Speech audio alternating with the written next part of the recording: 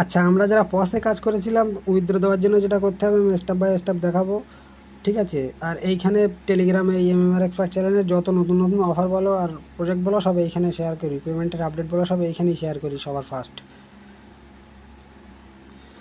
আচ্ছা, প্রথমে ওয়েবসাইটে এসে টিজিএ ড্যাশবোর্ডে ক্লিক করতে হবে। টিজিএ ড্যাশবোর্ডে ক্লিক করার পরে ক্লেমে একটা ক্লিক করতে হবে। ক্লেমে ক্লিক করার পরে সেন্ট্রালাইজ এক্সচেঞ্জটা চয়েস করতে হবে। চয়েস করার পরে আমি বিটগেটে উইথড্র করেছি, বিটগেটটা চয়েস করলাম।